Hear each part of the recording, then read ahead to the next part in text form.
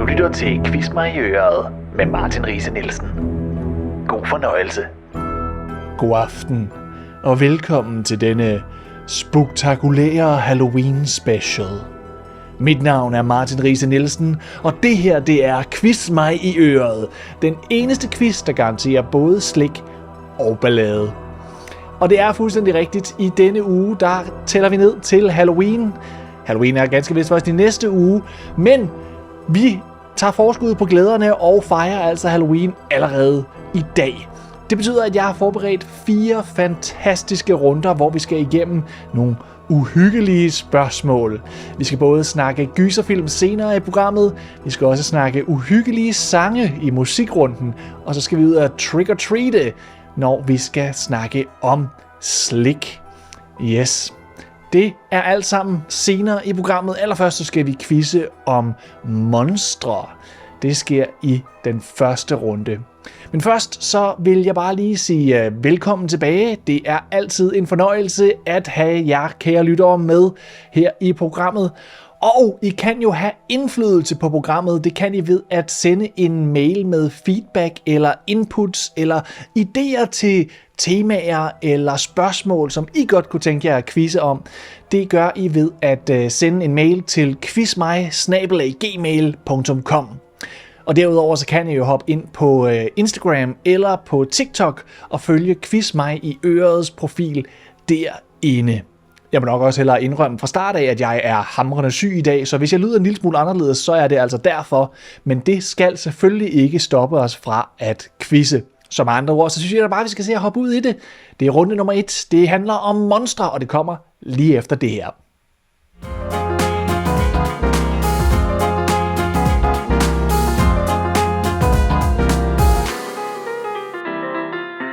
Alright, så lad os se at komme i gang med runde nummer 1. Allehelgens aften eller Halloween er over os, og hvis der er én ting, der hører sig til sådan en spooky aften, så er det selvfølgelig monstre. Gode, gamle, klassiske monstre. Og det er det, vi skal quizze om her i den første runde. Jeg har fundet 5 forskellige uhyrer, 5 forskellige uhyggelige væsner, som vi skal finde her i den første runde. Og jeg tænker, at du nok har hørt om nogle af dem. Men lad os da finde ud af det. Lad os hoppe ud i spørgsmål nummer 1. Dette udøde væsen findes i mange afskygninger fra kulturer over hele verden. Men det bliver nok oftest associeret med Østeuropa. I Europa blev væsenet oprindeligt beskrevet som en oppustet og rødmosset skikkelse, indhyllet i ligklæder, der spangulerede omkring i nabolaget og skabte ulykker for sine efterladte. I Albanien er den blevet kaldt en striga, og i Grækenland kaldes den en vrykolakas. Men den mest kendte version af dette monster finder vi nok i en bog fra 1897 af den irske forfatter Bram Stoker. Hvad er det for et monster? Ja, det er et meget ikonisk monster her ved Halloween-tid. Og som sagt, så er det nok mest kendt fra bogen af Bram Stoker. Men hvad er det nu lige for en bog, Bram Stoker har skrevet, og hvad er det mon for et uhyggeligt væsen? Det er spørgsmål nummer 1. Lad os hoppe videre til spørgsmål nummer 2. Det næste monster stammer fra Haiti og er beskrevet som et lig, der bliver genoplivet eller reanimeret gennem forskellige former for sort magi og voodoo. I nyere historier om dette væsen er det dog ofte ikke på magisk vis, at det bliver skabt, men derimod gennem en virus eller en anden form for infektion. Det billede, vi har af væsenet i dag, er i høj grad noget, der opstod i filmen Night of the Living Dead. Og ideen om, at de spiser menneskehjerner, er noget, vi første gang så i gyserkomedien The Return of the Living Dead. Men hvad er det for et væsen? Ja, et reanimeret lig, der spiser menneskehjerner. Hvad er det for et monster? Det er noget, vi har set i mange forskellige film og tv-serier. og i forskellige afskygninger. Hvad er det mon for en? Her kommer spørgsmål nummer 3. Det næste uhyre opstår i oldtidens Grækenland og Rom. Faktisk finder man det tidligste eksempel på uhyret i digtet om Gilgamesh, der er skrevet omkring 2100 år før vores tidsregning. Den romerske digter Ovid beskriver i sit værk Metamorfoser, hvordan kongen Lycaon bliver forvandlet til dette monster på følgende måde. I rædsel flygter han selv, og da han kommer til markernes stilhed, hyler han hult i forgæves forsøg på at tale. Og vreden fråder ham da i hans gab, og sit vante begær efter drabsfærd stiller han nu på får og svælger fremdeles i blodbad. Hans arme bliver til ben, og hans klæder til grå, lodden pels. Hvad kalder man dette væsen? Det er altså et meget gammelt uhyre, der her er snakke om, som altså bliver omtalt helt tilbage til 2100 år før Kristus. Det er virkelig, virkelig længe siden.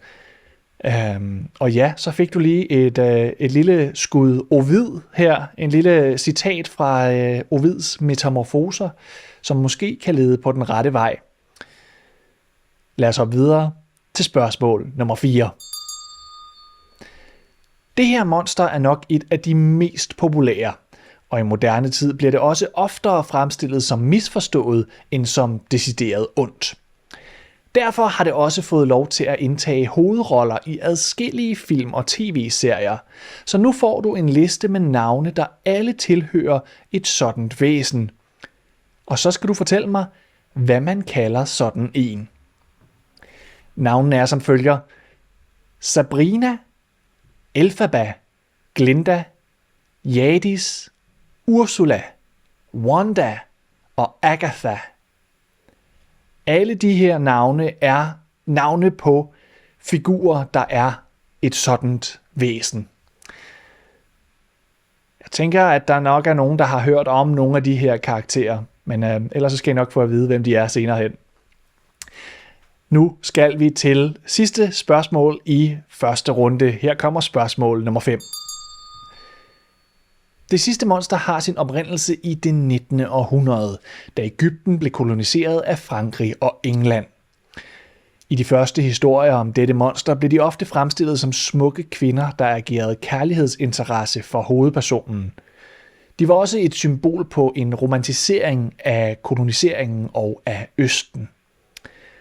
Den moderne mandlige version af dette monster blev dog pioneret i en film fra 1932, hvor skuespilleren Boris Karloff portrætterede uhyret. Men hvad er det for et monster? Ja, det var altså et monster, der opstod i det 19. århundrede, selvom monstret, man begyndte at omtale i det 19. århundrede, nok er ældre end derfra. Det er nok et monster, der i de historier er opstået mange, mange hundrede år tidligere.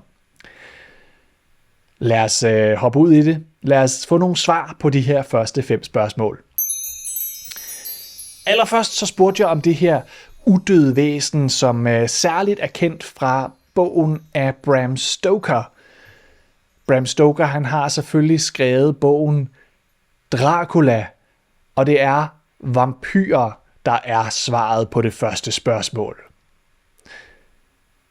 Dernæst så spurgte jeg om de her monstre, der stammer fra Haiti, og er en form for voodoo-magi oprindeligt, men som sidenhen er blevet, man har lyst til at sige udødeliggjort gennem film som Night of the Living Dead og lignende.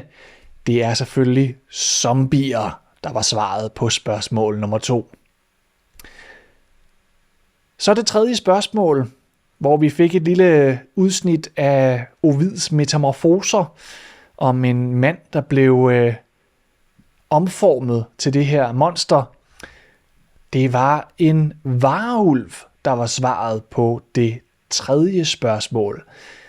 Ja, Varulve er altså mere end 4.000 år gamle. Det var en overraskelse for mig, at det gik så langt tilbage. Så gav jeg dig en liste med navne som Sabrina, Elphaba, Glinda, Jadis, Ursula, Wanda og Agatha.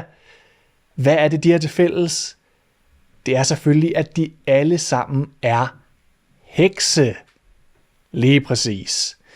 Sabrina fra Sabrina the Teenage Witch, Elphaba og Glinda fra Wicked, eller fra The Wizard of Oz. Jadis er den onde heks, isheksen fra Narnia. Ursula er havheksen fra Disneys Den Lille Havfrue. Og så selvfølgelig Wanda Maximoff, The Scarlet Witch fra Marvel, og Agatha Harkness, som netop nu er aktuel i tv-serien Agatha All Along på Disney+. Det var de her eksempler på hekse her. Og der er selvfølgelig mange flere, man kunne have taget med her, men det var bare lige et lille udsnit, vi fik her. Og så det sidste monster, som opstod i det 19. århundrede, eller historierne omkring det her monster opstod i det 19. århundrede, det var en mumie selvfølgelig. Og det var jo selvfølgelig, mumierne fandtes jo selvfølgelig mange år før, at de blev til de her monstermumier, men det var altså først efter, at England begyndte at kolonisere Egypten, at det her monster opstod. Og det skal jo selvfølgelig siges, at en mumie er jo ikke nødvendigvis et monster, det er jo bare en person, der er blevet begravet.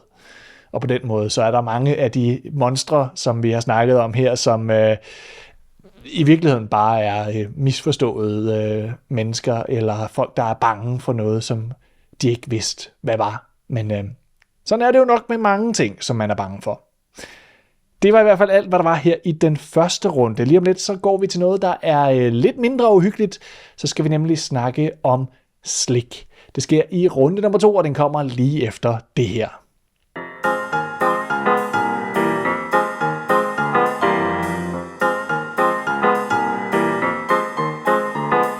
Så er vi klar til runde nummer 2.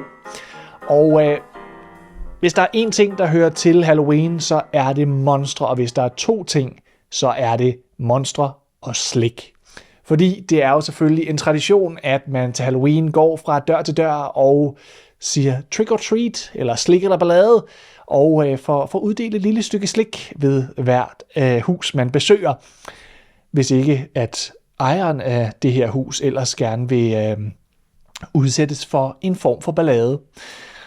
Derfor så tænkte jeg, at vi her i runde nummer 2 skulle snakke lidt om noget af det slik, man måske kunne være heldig at få ned i sin Halloween-pose eller spand, når man skal ud og gå fra dør til dør her til Halloween. Lad os prøve at se en gang, om der skulle være nogle slikmunden blandt lytterne derude. Her kommer spørgsmål nummer 1. Denne chokoladebar er den mest solgte i verden. Den består af en fransk nougat-agtig masse, toppet med karamel og jordnødder, overtrukket med mælkechokolade. Den blev opfundet af Frank og Ethel Mars i 1930, og er efter sigende opkaldt efter parrets yndlingshest. I Storbritannien og Irland blev den oprindeligt kaldet en marathon bar, hvilket dog blev ændret i 1990, så den i dag hedder det samme over hele verden. Men hvad er det, den hedder? Det er altså verdens mest populære chokoladebar, vi leder efter her i spørgsmål nummer 1. Og det er ikke nødvendigvis den, som du tænker er den allerbedste, men den, som der bliver solgt allerflest af i hele verden. Lad os hoppe videre til spørgsmål nummer 2. Dette slikbrand opstod i Holme Olstrup, da Michael Spangsberg lavede nogle brune bolsjer, som hans søn mente lignede hundeprutter. Ideen om slikket med de frække navne voksede hurtigt, og snart kunne man både sætte tænderne i mågeklatter, andemad, store babser og tissebleer. Succesen blev så stor, at man snart åbnede en forlystelsespark, hvor man kunne få indblik i, hvordan man laver slik, men også få en tur i en rutsjebane. Brandet blev i 2001 solgt til Toms, Men det lever stadig videre, dog med et mere begrænset udvalg. Hvad er navnet på dette slikbrand? Jeg ved, at der nok er mange på cirka min alder, der er meget bekendte med netop dette slikbrand. Jeg tror, det har betydet meget i opvæksten for flere af os. Det ved jeg i hvert fald, det har for mig. Lad os hoppe videre til spørgsmål nummer 3. I 2007 var der en mand, der åbnede en ny slikbutik i Svaneke på Bornholm. Han var inspireret af de bolsjekogerier, der blandt andet ligger netop i Svaneke, men i denne butik var det ikke bolsjer, der skulle sælges, men derimod lakrids. Manden havde en klar overbevisning om, at lakridsen ikke blev værdsat nok, og at den fortjente at blive betragtet som en luksusvare. Siden har den lille butik i Svaneke udviklet sig til at blive et globalt brand, men spørgsmålet er, hvad hedder manden bag? Ja, jeg er sikker på, at du nok er stødt på netop dette brand af lakridser rundt om i landet.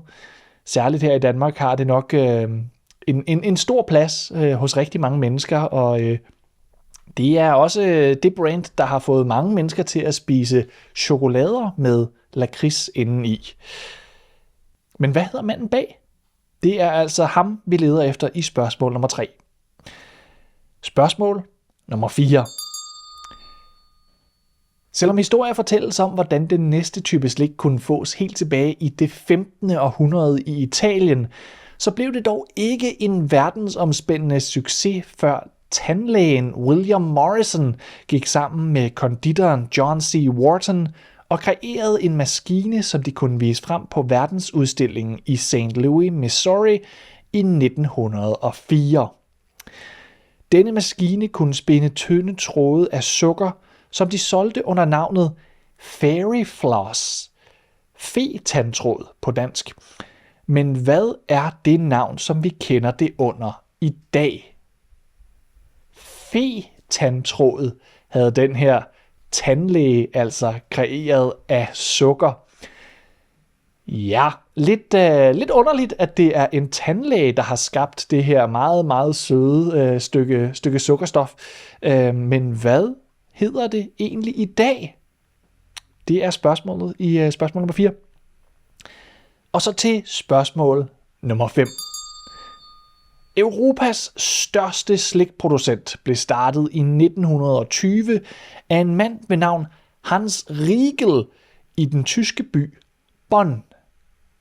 Kun 2 år senere skabte han et af firmaets mest populære produkter, Tanzbär, eller dansebjørn på dansk, en vingummi med frugtsmag i form af en lille bamsebjørn.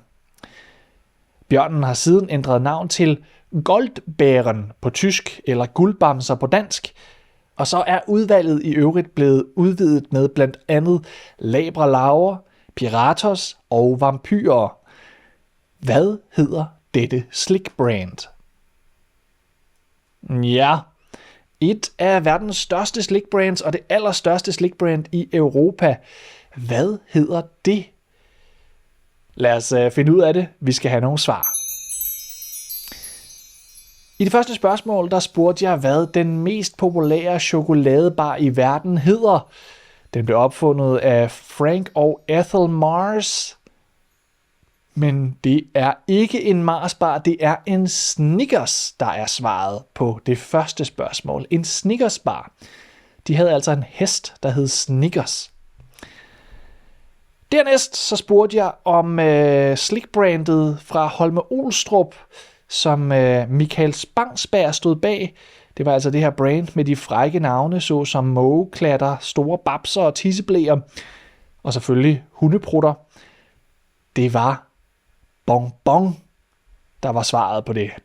Bonbon-slik, simpelthen. Ja, det har jeg mange gode minder om. Dernæst så spurgte jeg i spørgsmål nummer 3 om, hvad manden bag den her gourmet-lakrids, hvad hans navn det var. Det er selvfølgelig Johan Bülow, der er svaret på det spørgsmål. Det er Johan Bülow, der på den måde har sat lakrids på verdenskortet.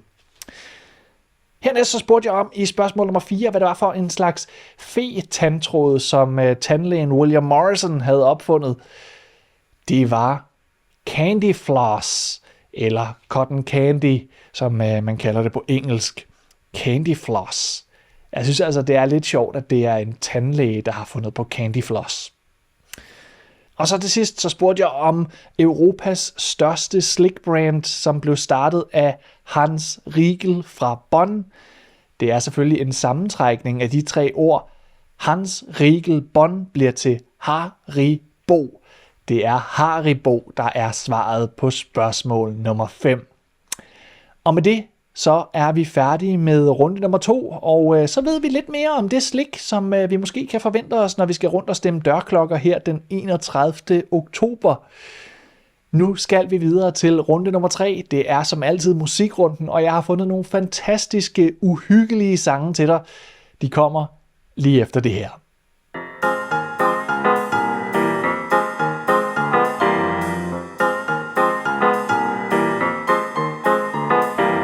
Velkommen tilbage til runde nummer 3. Som altid så er runde nummer 3 musikrunden, og musikrunden er jo en lille smule anderledes end de andre runder, i det at jeg her har taget nogle engelske sangtekster og oversat dem rimelig direkte til dansk. Og din opgave bliver så at finde ud af, hvad det er for en sang, og også gerne hvilken kunstner der står bag. I dag der har jeg fundet 5 spooky sange, som passer lidt ind i vores Halloween-tema her på den ene eller den anden måde. Jeg tænker, at du nok skal kende et par stykker af dem her, men lad os prøve at hoppe ud i det. Her der kommer sang nummer 1. Det er tæt på midnat, og noget ondt lurer i mørket. Under måneskinnet. Du ser et syn, der næsten stopper dit hjerte. Du prøver at skrige, men frygt tager lyden, før du laver den. Du begynder at fryse, mens rædsel ser dig lige mellem øjnene. Du er paralyseret. Det var det, du fik af den første sang. Det er en stor Halloween-klassiker, tror jeg gerne, jeg vil sige. Men så får du heller ikke mere. Lad os hoppe videre til sang nummer 2. Jeg er venner med uhyret, der er under min seng. Kommer godt ud af det med stemmerne i mit hoved. Du prøver at redde mig. Hold op med at holde vejret. Og du tror, jeg er skør. Ja, du tror, jeg er skør. Jamen, det er ingenting. Åh.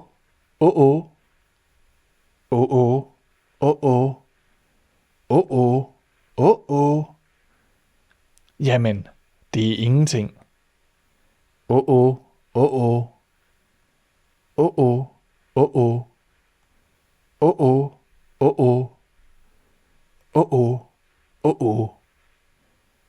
Ja, det var ikke din podcast-afspiller, der gik i hak der. Det var bare mig, der sagde en hel masse gange. Det er simpelthen en fjollet runde, det her nogle gange. Men sådan er det. Det var sang nummer 2. Lad os hoppe videre til sang nummer 3. Jeg er bare en gennemsnitlig mand med et gennemsnitligt liv. Jeg arbejder fra 9 til 5. Hej helvede, jeg betaler prisen. Alt jeg vil er at blive ladt alene i mit gennemsnitlige hjem. Men hvorfor føler jeg altid, som om jeg er i tusmørkeområdet? Jeg føler altid, som om nogen ser på mig, og jeg ikke har noget privatliv. Jeg føler altid, som om nogen ser på mig. Fortæl mig, er det bare en drøm? Det var den 3. sang, og her kommer sang nummer 4. Meget overtroisk. Skriften er på væggen. Meget overtroisk. Stigen skal til at falde. 13 måneder gammelt spædbarn ødelagde spejlet. 7 års uheld. De gode ting i din fortid. Når du tror på ting, som du ikke forstår, så lider du. Overtro er ikke vejen. Ja, det var sang nummer 4. Den er der måske nogen derude, der kender. Ellers så får I chancen her på sang nummer 5. Hvis der er noget mærkeligt i dit nabolag, hvem vil du ringe til? Spøgelsesfangere. Hvis der er noget mærkeligt, og det ikke ser godt ud, hvem vil du ringe til? Spøgelsesfangere. Ja. Også en klassiker, der kom her til sidst. Den tænker jeg måske, der er nogen, der godt kan gætte. Er I klar til at få nogle svar? Så synes jeg, at vi skal prøve at gå dem igennem. Den første sang, det er jo selvfølgelig Halloween-klassikeren over dem alle. Det er Thriller med Michael Jackson. Dernæst så var det den her sang med en hel masse Der var en, der var venner med uhyret under sin seng. Og hvem er det, der er venner med uhyret under sin seng? Jamen det er Rihanna, som er featuring på den sang, der hedder The Monster med Eminem. Så det er en Eminem-sang featuring Rihanna, der hedder The Monster. Dernæst så var det en gennemsnitlig mand med et gennemsnitligt liv. Det var på sangen Somebody's Watching Me med Rockwell. Herefter så var det en lille sang om overtro. Det var Superstition med Stevie Wonder. Og så til sidst på sang nummer 5, Spøgelsesfangerne. Det var selvfølgelig Ghostbusters af Ray Parker Jr. Ja, så var der lidt inspiration til Halloween-playlisten der, så ved I, hvad I skal sætte på den 31. Lige om lidt, så skal vi videre til den sidste runde i dag. Det handler om gyserfilm. Det bliver meget, meget uhyggeligt lige om lidt.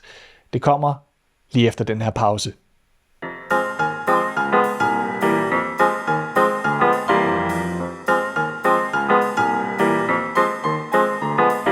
Og med det så nåede vi til dagens sidste runde. Vi er nået til runde nummer 4, som handler om gyserfilm. Jeg har forsøgt at finde et bredt udsnit af gyserfilm her til den her runde, så vi skal både finde nogle gamle klassikere, og vi skal også se på et par lidt nyere film her i den her runde. Jeg vil sige, jeg tør godt indrømme, at jeg nok ikke selv er den helt store gyserseer. Jeg er ikke sikker på, at jeg har nerverne til at se så mange af den slags, men jeg ved, der er nogen, der er meget store fans af gyserfilm, og jeg tænker, at de nok skal have set de fleste af de film, vi skal igennem her. Lad os prøve at hoppe ud i det. Her der kommer spørgsmål nummer 1. Denne slasherfilm fra 1980 omhandler en gruppe teenagere, der er ved at genåbne en forladt sommerlejr ved navn Camp Crystal Lake. Lejren har været forladt i mange år, da der efter sigende var en ung dreng ved navn Jason, der druknede på grund af 2 af lejrledernes uopmærksomhed. Lejrlederne blev efterfølgende myrdet, hvorfor man valgte at lukke lejren. 2 årtier senere forsøger en ny gruppe unge mennesker altså at genåbne lejren, men drabene vil ingen ende tage, når de bliver jagtet af en gal morder. Hvad hedder filmen? Ja, en klassisk slasher-gyserfilm her, hvor der er en hel masse teenager, der bliver myrdet. Blandt andre Kevin Bacon, en ung Kevin Bacon, der medvirker i den her film. Måske det er et hint til nogen. Lad os hoppe videre til spørgsmål nummer 2. Denne danske gyserfilm fra 1994 handler om Martin, der får et studiejob på Retsmedicinsk Institut. Her skal han være vagt, når alle andre er gået hjem, og han skal blandt andet ind i ligehuset, hvor de opbevarer de døde. I mellemtiden bliver der begået en række mord på kvinder rundt om i København, der blandt andet indebærer skalpering og nekrofili. Og som disse lig kommer ind på ligehuset, hvor Martin arbejder, kommer han pludselig under mistanke. Filmens instruktør lavede en amerikansk genindspilning i 1997, og sidste år fik den også en længe ventet efterfølger. Men hvad er titlen på den originale film? Ja, en klassisk dansk gyser. Dem er der ikke så mange af, så feltet burde ikke være så stort. Jeg tror, at de fleste nok har hørt om den her film, om ikke andet så fordi der netop var den her efterfølger, der kom ud sidste år. Her kommer spørgsmål nummer 3. I 1984 udkom denne slasher, som starter med en teenager ved navn Tina, der har mareridt om en uhyggelig mand med knive på fingrene, der jager hende. Tina finder dog ud af, at hendes venner på mystisk vis har haft den samme drøm, og snart bliver drømmen til virkelighed, da Tina bliver dræbt, mens hun sover. Tinas venner finder ud af, at den uhyggelige mand er en barnemorder ved navn Fred Krueger, som deres forældre dræbte flere år tidligere, men som altså nu hjemsøger teenagerne i deres drømme for at få hævn. Filmen er desuden Johnny Depps debutfilm, men hvad er titlen på den? Ja, en uhyggelig barnemorder, der hjemsøger teenager i deres drømme, og en ung Johnny Depp. Hvad hedder den film? Så til spørgsmål nummer 4. Denne historiske gyser fra 1960 er en af de mest ikoniske film i genren. I filmen møder vi en sekretær ved navn Marion Crane, der stjæler nogle penge fra sit arbejde og flygter for at mødes med sin kæreste. Undervejs er hun nødt til at overnatte på et lurvet gammelt motel, hvor hun møder indehaveren Norman Bates. Samme aften tager Marion et brusebad på motellet, som bliver afbrudt, da en morder dukker op og dolker hende til døde. Filmen var særligt chokerende, da man i 1960 ikke var vant til, at hovedpersonen blev slået ihjel halvvejs inden i filmen. Men hvad er titlen? Ja, en af de allerstørste gyserfilm, som jeg vil sige, hvis man er filmfan, så skal man altså se den her på et eller andet tidspunkt. Det er en ægte klassiker. Det tør jeg godt sige. Og så til den sidste film. Det sidste spørgsmål i dag, det kommer her. Spørgsmål nummer 5. I denne psykologiske gyser fra 2017 møder vi Chris, der er på vej afsted på en weekendtur med sin kæreste Rose og hendes familie. Chris er den første sorte mand, som Rose har datet, så han er lidt nervøs for at skulle møde hendes forældre, som i øvrigt har 2 sorte tjenere, der opfører sig særdeles mærkeligt. Efter at de er ankommet til Roses forældres hus, dukker der snart en lang række andre rige hvide mennesker op, men også en sort mand, som virker bekendt for Chris. Da Chris forsøger at tage et billede af den her mand, bryder han sammen og begynder pludselig at skrige til Chris, at han skal se at komme ud. Snart skal det vise sig, at Roses familie gemmer noget uhyggeligt under overfladen. Spørgsmålet er, hvad hedder filmen?